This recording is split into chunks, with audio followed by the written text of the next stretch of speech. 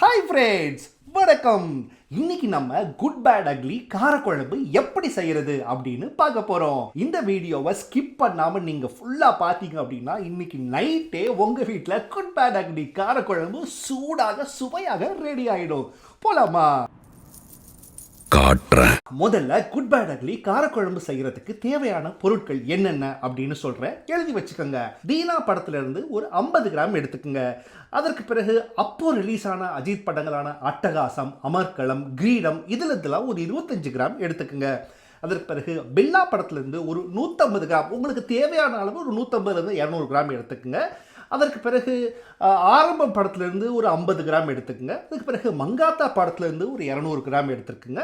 அதற்கு பிறகு விஸ்வாசம், வீரம், வேதாளம் இந்த மாதிரியான படங்கள்லேருந்து உங்களுக்கு பிடிச்ச மாதிரி ஒரு 50 கிராமோ 75 கிராமோ இதெல்லாம் மொத்தமாக எடுத்து போட்டு நல்லா சுட சுட சுவையாக போட்டு கம்ப்யூட்டரில் போட்டு கிண்டுனீங்கன்னா நல்ல ஒரு விஷயம் அழகாக வரும். ஆனால் ஏதோ ஒன்று மிஸ் ஆகிற மாதிரியே உங்களுக்கு தோணும். அப்போது நீங்கள் என்ன பண்ணலாம் அப்படின்னா, நாட்டுப்புற பாட்டு அப்படின்ற ஒரு படத்துல இருந்து ஒத்த ரூபாயும் தாரேன் இந்த பாட்டை எடுத்து உள்ளே போட்டிங்கன்னா கொஞ்சம் சுவை வர்ற மாதிரி இருக்கும். ஆனாலும் இன்னமும் ஏதோ மிஸ் ஆகுதே அப்படின்னு உங்களுக்கு தோணும்.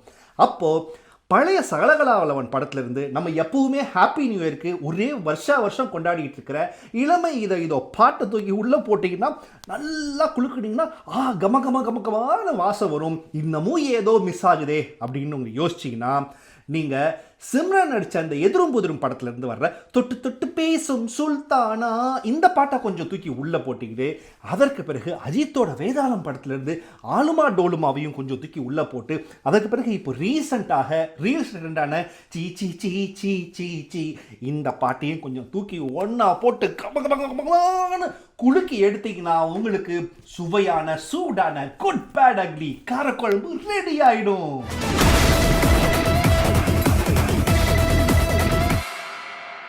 சில படங்கள் நாங்கள் அப்படி எடுத்திருக்கோம், எப்படி எடுத்திருக்கோம் அப்படின்லாம் சொல்லி தேட்டருக்குள்ளே வர வச்சு நம்மளை மென்டல் டார்ச்சர் பண்ணோம். அது போன வருஷம் வந்த சில படங்கள்லாம் எக்ஸாம்பிள் நம்ம எல்லாருக்குமே தெரியும். ஆனால் இந்த படம் ஹார்ம்லெஸ்ஸான டார்ச்சர் பண்ணுற படம் தான் குட் பேட் அக்லி. ரொம்ப சிம்பிளான ஒரு டைலாக் சொல்கிறேன், புரிஞ்சுக்கோங்க. அர்ஜுன் தாஸ் வில்லன், அவரை இன்ட்ரோ கொடுப்பாங்க. ஒரு ஒத்த ரூபாய் தாரம் பாட்டு எல்லாம் முடிச்சுட்டு ஒரு வில்லன் தாத்தா ஒருத்தர் இருப்பார். அவர் கன் பாயிண்டில் வச்சு நீ எங்கள் அப்பனை கொன்னில, அதுக்காக நான் உன்னைய கொல்றேன் அப்படின்னு வயசான காலத்தில் கூப்பிட்டு வந்து கொல்லுவாப்புல. அதுக்கு அந்த தாத்தா கேட்பாப்புல ஒய் நாவ் அப்படின்னு கேட்ட உடனே அர்ஜுன் தாஸ் சொல்ற டைலாக் ஒய் நாவா, because you took my Naina and you disturbing me with when I am with my மைனா.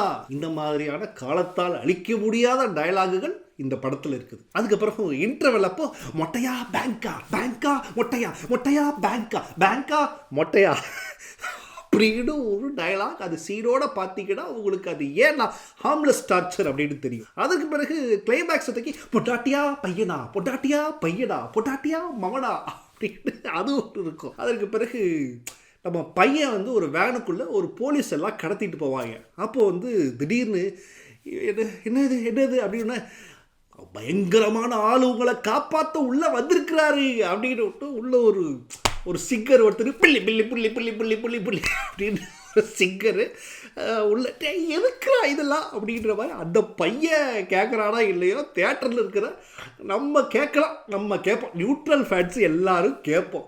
இந்த மாதிரி நான் 1 2 ஜாலியாக, அதாவது ஏன் எடுத்தோம் எதுக்கு எடுத்தா கதை கேட்டு வச்சுக்கோ, சொல்லே சேர்த்து அடிப்பேன், லாஜிக் கேட்டு வச்சுக்க, லெஃப்டில் விட்டு ரைட்டுக்குள்ளே வெளியே வரும் அப்படின்ற மாதிரியான ஒரு படத்தை Adhik Ravichandran good bad ugly மூலமாக எடுத்து வச்சிருக்கிறார். இது வந்து ஒரு ஃபேன் சர்வீஸ் படம்.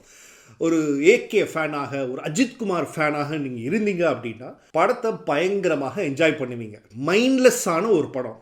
இதில் லாஜிக் எதிர்பார்க்கக்கூடாது, கதை எதிர்பார்க்கக்கூடாது, நல்லா இருக்குன்னு அந்த மாதிரிலாம் எதுவுமே எதிர்பார்க்காம வெறும் அஜித் ஃபேன்ஸை திருப்திப்படுத்துறதுக்காகவே ஒரு படத்தை எடுத்தாங்க அப்படின்னா அதுக்கு ரொம்ப ரொம்ப பெஸ்ட் எக்ஸாம்பிள் இந்த குட் பேட் அக்லி அப்படி தான் சொல்ல முடியும். இதே சமயத்தில் இன்னொன்று தோணுன்னா இது ஆடியன்ஸ் மேலே நடத்தப்பட்ட ஒரு பிக் ஸ்கேம் அப்படின்னு சொல்லலாம். ஆடியன்ஸ் மேலே இல்லை கூட இல்லை, அஜித்குமார் மேலே நடத்தப்பட்ட ஒரு மிகப்பெரிய ஸ்கேம் அப்படின்னு இன்னொரு வகையில் சொல்லலாம். ஏன் அப்படின்னா இப்போது நம்மெல்லாம் வந்து பெரிய பெரிய ஆக்டர்ஸ் இவங்களோட பாட்டு டைலாகு இதெல்லாம் நம்ம லிப்சிங் போட்டி ரீல்ஸ் போட்டு நம்ம என்ஜாய் பண்ணிக்கிறோம். ஆனால் அது அஜித்குமார் அவர்களே அவருடைய பழைய படங்கள்லேருந்து டைலாக்ஸ் எல்லாம் ரீக்ரியேட் பண்ணால் என்னது, அதுதான் குட் பேட் அக்லி அப்படின்னு சொல்லலாம். படத்தில் பர்ஃபார்மன்ஸஸ் அப்படின்னா அஜித்குமார் பட்டம் ஃபுல்லாக தாங்கி நிற்கிறாரு. இன்ஃபேக்ட் எனக்கு வந்து இந்த வலிமை டைம்லலாம் வந்து அஜித் வந்து ஒரு டைலாக் டெலிவரி வச்சுருப்பார். ரொம்ப பேஸாக இருக்கும், ஃப்ளாட்டாக இருக்கும், எந்த பெரிய வேரியேஷன்ஸ்லாம் இல்லாமல் இருந்துச்சுன்னு அப்படின்னு.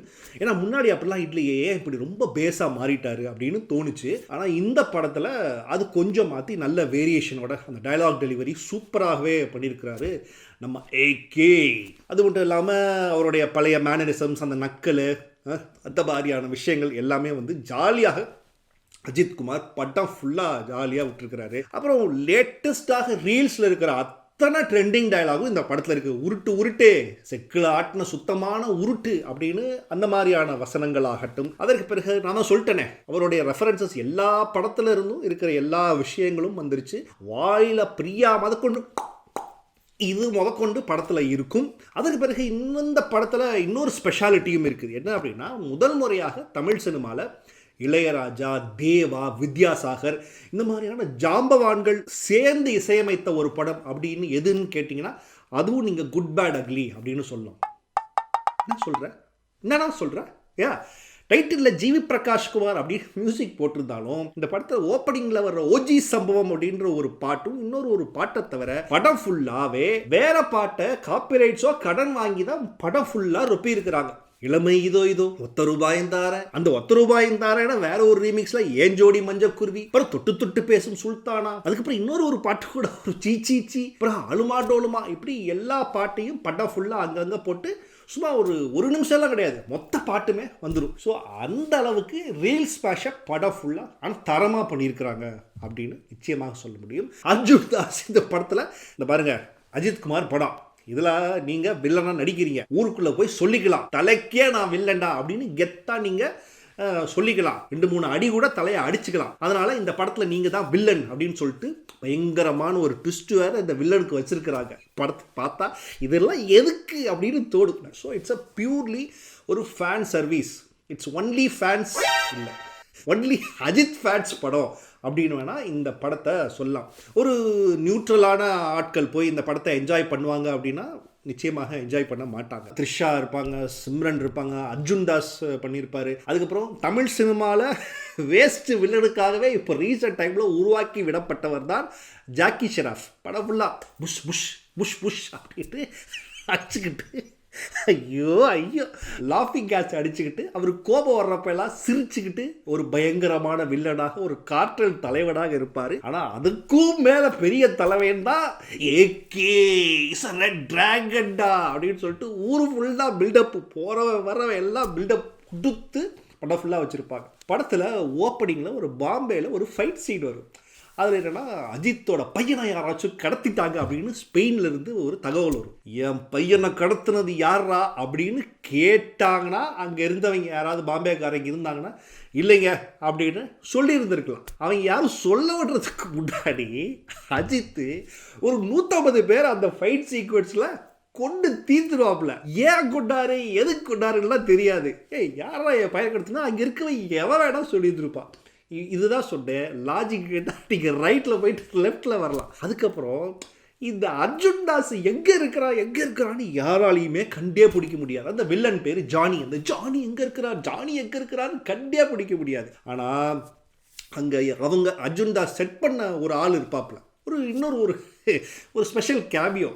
அந்த ஸ்பெஷல் கேமியோ வந்து அர்ஜுன் தாஸ் வீட்டுக்கு வந்துட்டு போவார். ஆனால் அந்த ஸ்பெஷல் கேமியோ யார், அந்த ஸ்பெஷல் கேமியோ வராது பார்த்தீங்களா, அந்த கேரக்டரு சைமன் அப்படின்னு ஒரு கேரக்டர். அவர் யாருன்னா ஏகேவால் எதிர்த்து சண்டை போட முடியாதுன்னு சொல்லியிருப்பார். ஸோ ஏகே என்ன பண்ணியிருக்கலாம், அந்த சைமனை கூப்பிட்டு எங்கடா இருக்கா அந்த ஜாடி தருதலை அப்படின்னு கேட்டுருந்தா கூட சொல்லியிருப்பார். அதுவும் இல்லாமல் ஜாடி எங்கன்னு ஐயோ ஒரே தபாசு தான் இந்த படம். ஒரு ஹார்ம்லெஸ்ஸான ஒரு படத்தை போய் நீங்கள் பார்க்கணுன்னா, ஹார்ம்லெஸ் டார்ச்சரான ஒரு படத்தை பார்க்கணுன்னா இந்த குட் பேட் அக்லி படத்தை செம்மையாக என்ஜாய் பண்ணலாம். அதுவும் இல்லாமல் நீங்கள் ஒரு அஜித் ஃபேனாக இருந்தீங்க, சின்ன வயசுலேருந்து நீங்கள் அட்டகாசம் அமர்க்களம் காலத்துலேருந்து அஜித் ஃபேனாக இருக்கிறீங்க, இந்த ஸோ ஸ்வீட்டான அஜித் ஃபேனாக இருந்தீங்கன்னா இன்னும் ஜாலியாக என்ஜாய் பண்ணலாம். மற்றபடி இதில் கதை வேணும், அது வேணும், இது வேணும், என்ன இந்த படத்தில் ஒரு இது இல்லை, அது இல்லை, ஒரு மேக்கிங் இல்லை, அந்த படத்தில் ஒரு கலை நயமே இல்லை அப்படின்னா அப்படின்ற மாதிரி தான் அந்த மேக்கர்ஸே சொல்லியிருக்கிறாங்க. இதுக்கு மேலே இந்த ரிவ்யூலையும் நான் என்ன சொல்கிறது அப்படின்னு தெரில. நான் சொன்ன கருத்து உங்களுக்கு ஓகேவா இருந்துச்சுன்னா மறக்காமல் கீழே கமெண்ட்டில் போட்டு விடுங்க. ஒவ்வொருத்தரு வாய்ந்தாரே ஒரு உனப்பு தட்டும் தாரே, ஒத்துக்கிட்டு வாடி நம்ம ஓட பக்கம் போவோம்.